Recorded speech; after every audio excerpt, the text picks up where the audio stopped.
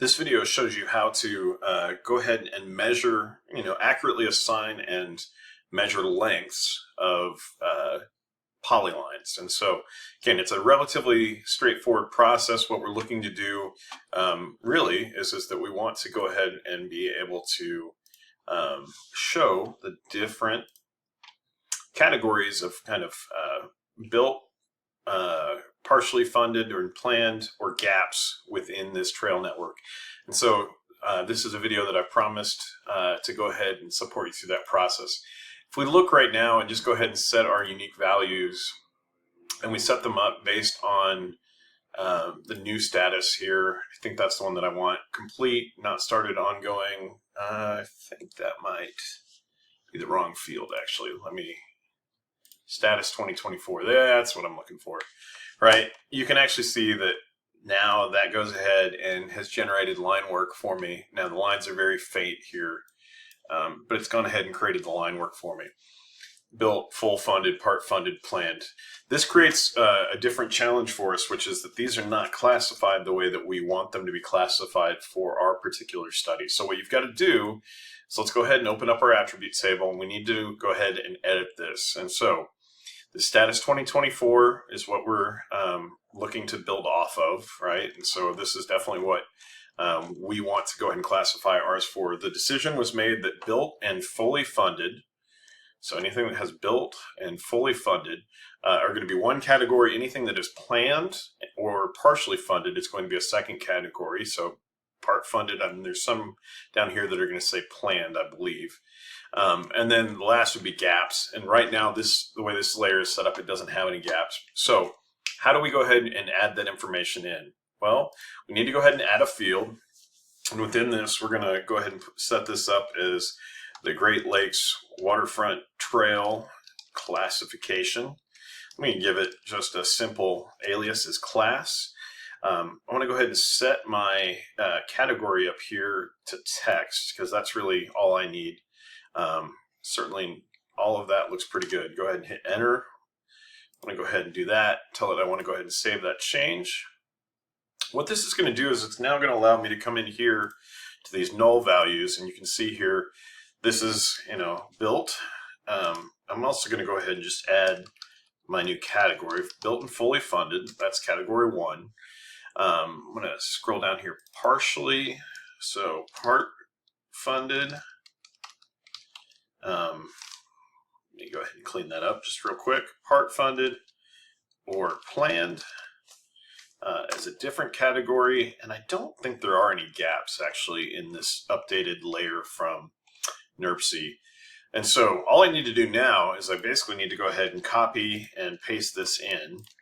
And so I'm just, anywhere that I've got it built or fully funded, I'm going to go ahead and just quickly change these in. Part funded, I'm just going to stay with the fully funded and built for right now. Get those knocked out. All right, built. And basically these are, we could go grab these individual segments. These are just line segments within this fully funded or built. Full funded, built. And again, we don't have that many in here that we can't just manually do this. There would be other ways of going ahead and, if I were smart, I would have just right clicked on this status and sorted it before I started this process. Like this, because now they're all kind of ordered for me. And so you can see there is one that's part or planned, but now all of the fully funded are actually all in the same category. And so that actually does make it a little bit easier to go ahead and just assign these values out. If we were doing this from scratch, we would have to go in for each line segment and basically figure this out if we didn't have this classification built in. But my hope would be that for each of the states that we're working with, they'll be able to provide us with at least this much information. Again, planned and part funded are all part of the same. You can see just how close we really are on the Marquette Greenway Trail here, right? Is that there are no gaps in the system. We're good to go. After I've entered this in, I don't want to lose this information. And so I'm going to go up here to edit, and I'm going to click on save. And I do want to go ahead and save all of my edits and make sure that way I've not lost anything in this transition process.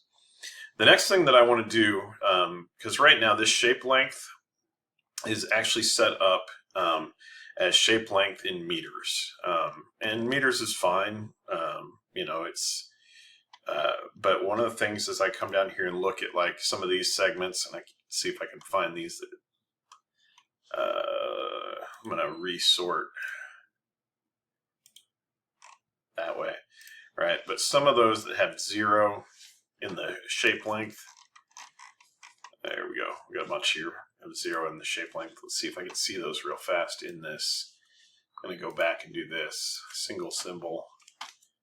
See if I can't get it to pop up. There it is, right? So as I zoom in here, these are really small, tiny segments that are showing up here, so I'm not too worried about that.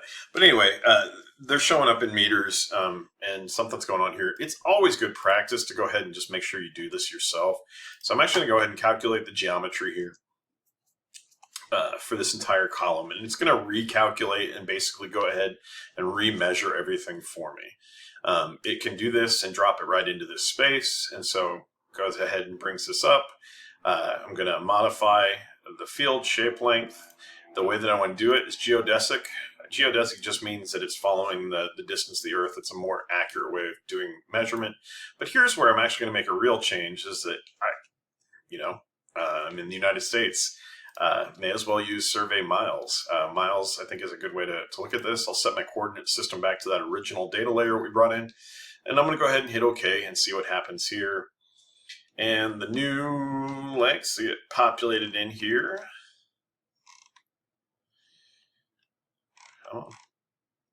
Oh, I still had a selection on. I'll actually undo that.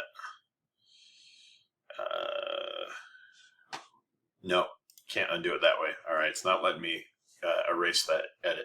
I'm going to redo this. I went ahead and hit clear so that it now knows that I want it to go ahead and calculate geometry for everything in that layer, and you're going to see this. All of these figures now are updated into miles. So quarter mile, a little over half mile, 1 mile. Right. So now we've got all these segments here. We have a classification that sits over here.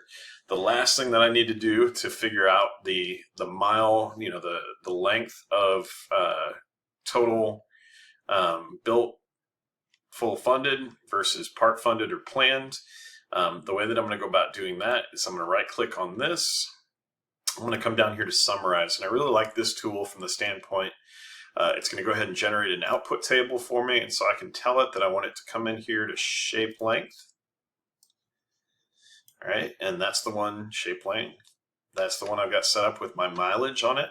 I just need a sum total. Down here under class field, what I'm going to do here is I'm going to actually go down and tell it that I want it based on my classifications. And then when I hit OK, it's going to go ahead and run this for me and kick it out over here as a standalone table. And so once I go ahead and open this up, you're going to see that I now get a frequency, which is the number of line segments, and a shape length, which is the length in total miles of the Marquette Greenway Trail that is now built or partially funded or planned. That's the way to go ahead and calculate this out, and I think that will help you work through this problem for the Great Lakes Waterfront Trail.